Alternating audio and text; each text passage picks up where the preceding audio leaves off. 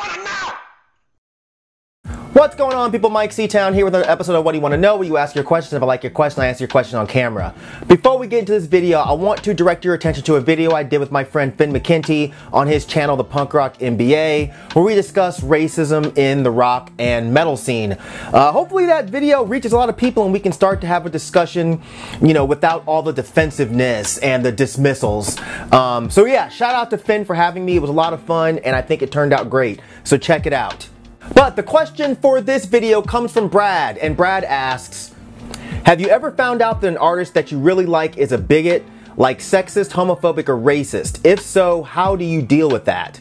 So this is an interesting question given some of the things that have been going on lately. You know, I talked about this stuff briefly on the Is the Mike Salon podcast, but there's a couple situations that come to mind with this question. There's a situation with the revelation that a few of the more popular YouTubers like Shane Dawson and Jenna Marbles have done blackface as comedy bits.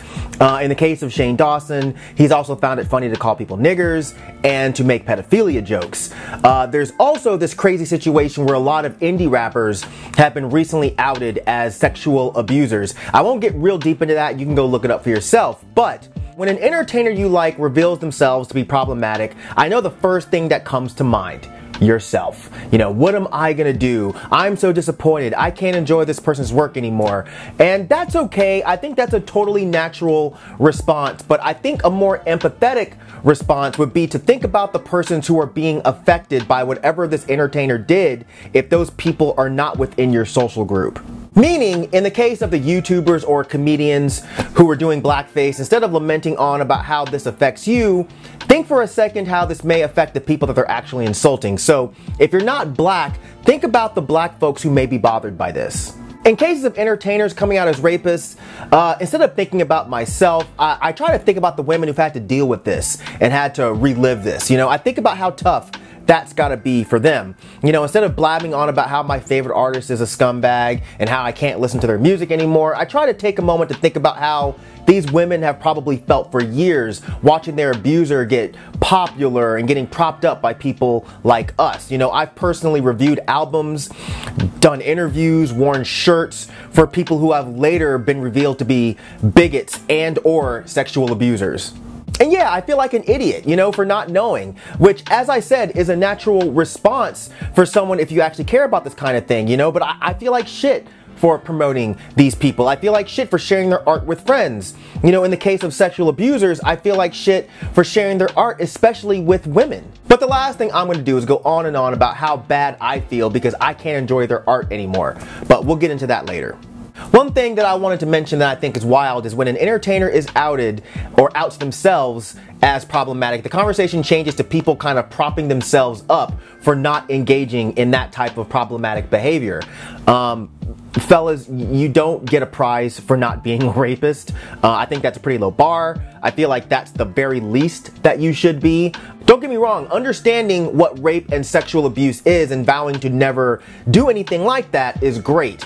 I feel like that's what you should do, but it always weirds me out when people are like, you know, well, I've never done anything like that, so look at me. It's like, nah, man, that's not the way this works. The same thing goes for situations where racism pops up in the entertainment world. It's great when people speak out against it, especially when they don't have to. But at the end of the day, I think speaking out against racism should be the normal stance when talking about racism. And then some of you guys will say, but how can you say what's normal? Racism is just a matter of opinion.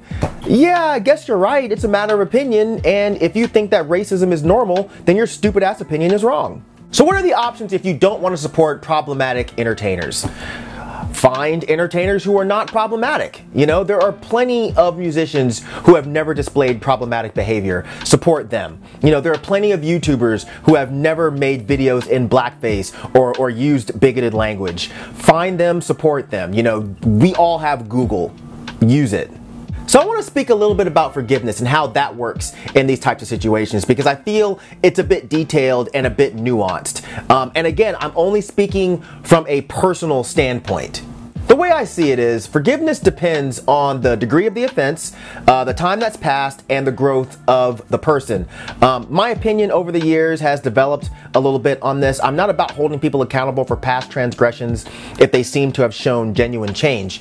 And what I mean by that is, if a person called somebody a nigger 12 years ago, and as of 5 years ago, that person has acknowledged their mistake, they've apologized, they've spoken out against it, and they've never had another instance of anything like this happening again, then what reason would I have to still hold this against them? I feel like something like this is the best case scenario. You know, someone makes a bigoted statement, they realize that their statement is wrong, they have a change of heart and mind, and then they speak out against that frame of mind. Outside of the bigoted statement never happening in the first place, what better scenario can happen? But on the subject of forgiveness, I think we have to understand that it's not always our place to demand that forgiveness be given for people who are committing acts to those that are outside of our social groups. Meaning, if a guy is raping women, how does it make sense for men to demand that he be forgiven? It's not up to us. You know, if a white entertainer has done racist shit in the past, it's not up to white people to demand that black people forgive that person, you know? If forgiveness is in question, it's up to the affected party to decide if, when, and how the accused is forgiven. Plus, we also have to understand that no one is owed forgiveness. Just because you do some fucked up shit and you apologize doesn't mean that I have to forgive you. I have every right to be petty and never forgive you ever, you know? Or I can simply just not believe you that you're sorry, and therefore I don't forgive you. So another part of this discussion is the question of, do you get rid of any products by this problematic entertainer? Whether it be albums, DVDs, books, paintings, whatever. Well, that's really a question for you and you alone. I don't think you should allow anyone to tell you what to do in that respect. I've discussed the idea of separation of art and artist before, and I do still believe that theory, because what that means to me is that the art that an artist creates can stand on its own merit regardless of who created it. I believe that me listening to a problematic artist on my own does nothing to benefit or support the artist, as long as it's not through a streaming service or something where the artist is getting paid. If I've downloaded the album from somewhere where they're not getting paid, or if I've already bought the album, I don't see anything wrong with continuing to listen to it. The issue comes in when we're discussing support, whether it be through buying their music, sharing their music, publicly promoting their music, wearing shirts, etc. That's what I think gets lost in translation when you're talking about this idea. I don't personally feel like you are separating the art from the artist if you are directly monetarily supporting the artist by buying the art. For me, if an artist displays current problematic behavior, any and all types of support gets cut off.